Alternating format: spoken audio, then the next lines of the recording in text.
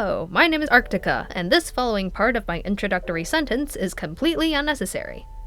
Anyways, segues are weird. You see, even though it may not seem like it at first, efficient communication is something we often take for granted. Conversations are a very central part of our daily functioning as human beings. Everyone engages in it every day, all the time. We seem to magically know all the social rules on how to maintain a conversation as well, and usually these conversations are pretty normal. However, sometimes we ignore these rules, whether by accident or on purpose, and these can result in some pretty funny interactions. We see it all the time in media, and I'd like to take a moment to appreciate all the ways we engage in uncooperative conversations, and why it's so damn funny. Then, I'll put these concepts to the test to see if I can reliably manufacture humor by beating a dead horse.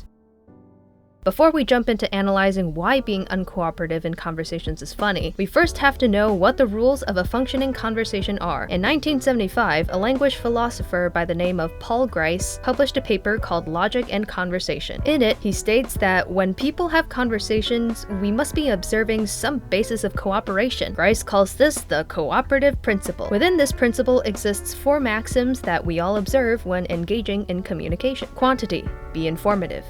Quality, be truthful. Relation, be relevant.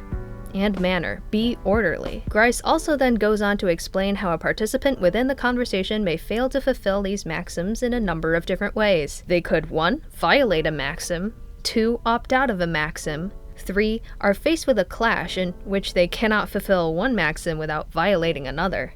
And 4. Flout, where the participant blatantly fails to fulfill a maxim to get a point across. So now that we know what the principles of a cooperative conversation are, and how we brutally murder them in certain conversations, let's talk humor. Nancy Walker, author of What's So Funny? Humor in American Culture, defines humor as the ability to smile and laugh and to make others do so. But more practically, in an article written by Surah Ibrahim and Nawal Abbas titled A Pragmatic Study of Humor, humor is a form of playful fun and entertainment. These two authors later go on to explore early humor theory initially introduced by Aristotle and later developed by Immanuel Kant. This theory was called the incongruity theory, best described as leading a person to believe one thing and subverting their expectation to create a humorous situation that causes laughter. Ibrahim and Abbas state that Gricean Maxims tend to fit the understanding of this theory the best. In another article written by Alexander Brock titled The Borders of Humorous Intent, the Case of TV Comedies, Brock states that multiple factors are available to TV comedy directors that can further enhance the quality by which humor is delivered to the audience. For example, a laugh track can prompt an audience at home to laugh. Cameras can capture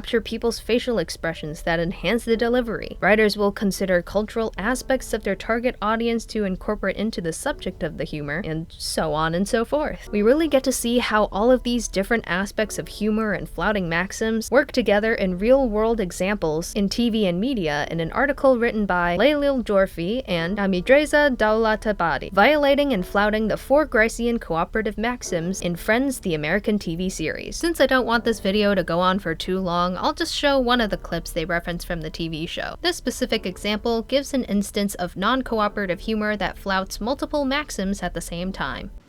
So you want to tell us now, or are we waiting for 4 wet bridesmaids? Oh, God. Well, it started about a half hour before the wedding. I was in this room where we were keeping all the presents, and I was looking at this gravy boat. This really gorgeous Limoges gravy boat. When all of a sudden, sweet and low, I realized that I was more turned on by this gravy boat than by Barry. And then I got really freaked out, and that's when it hit me how much Barry looks like Mr. Potato Head. You know, I mean, I always knew he looked familiar, but... Anyway, I just had to get out of there, and I started wondering, why am I doing this, and who am I doing this for? So anyway, I just didn't know where to go, and I know that you and I have kind of drifted apart, but you're the only person I knew who lived here in the city. Who wasn't invited to the wedding? Oh, I was kind of hoping that wouldn't be an issue. In this scene, Rachel is flouting the manner of quality by providing a really long-winded description of what happened to her that really could have been explained in a much shorter and more direct way. Not only does this flout the maxim of quantity by giving way more information than necessary, but also the maxim of manner, since it wasn't brief or orderly. So now that we have a much better understanding of how humor stems from the disregard of following Grice's maxims and an example from modern media to back it up, I will now put all of this information I've learned to the test and attempt to recreate this type of humor in the following comedy sketch. Hey there. Ugh. I can't believe I failed my first test even after all that studying. Ooh, that sucks, man. Yeah. I do not feel ready for the rest of this school year. I might just drop out at this rate. I know I've been talking about it for the past few weeks, but I honestly might. Well, whatever you think is best, you know? Meh.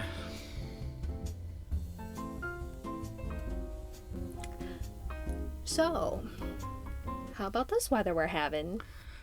Dude, we're literally in the basement of a building. If you want to change the subject, at least try. Hey man, dude, I've been having a rough week. I'm so out of shape from staying in all day during quarantine, and running across campus for each of my classes has been killing my back.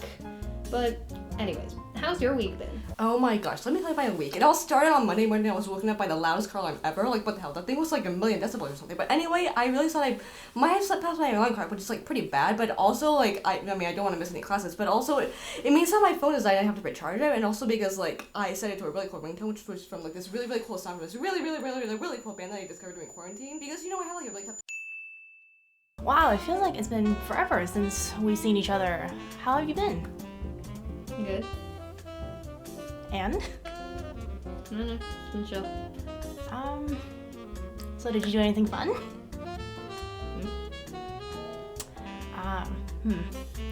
Well, I learned to cook over quarantine.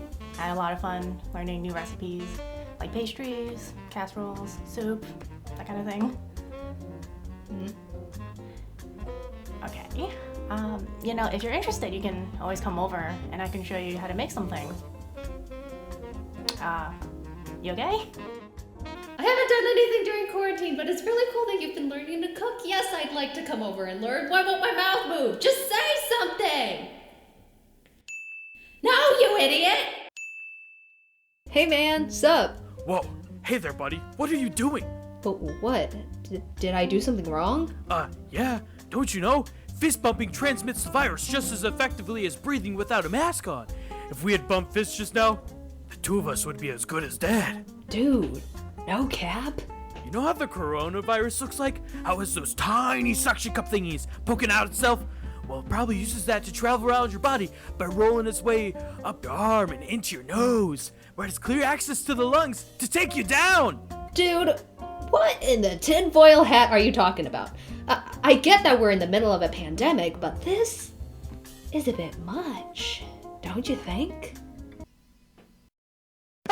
And that concludes the comedy sketch. I know, perfectly cut screams, peak humor. Now, if you've been paying close attention so far to all the terms and concepts we've covered earlier in the video, you may have been able to pick up on which maxims were flouted in that comedy sketch. In the first example, person B flouts the maxim of relevance by completely changing the topic. In the second example, person B flouts both maxims of quantity and manner by being too hyperactive when talking to person A. In the third example, the same maxims are flouted, just in the complete opposite direction. And finally, in our last example, person B flouts the maxim of quality when they start talking out of their ass. And if you want a more in-depth analysis of the comedy sketch, feel free to check the video description down below. Anyways, I hope you guys enjoyed that comedy sketch and found this video at least somewhat educational and entertaining. Making this video has actually helped me better understand how humor works and gave me the courage to actually attempt writing comedy for the first time. And maybe this video could also inspire you to try something new today. Go out there, do your research, and just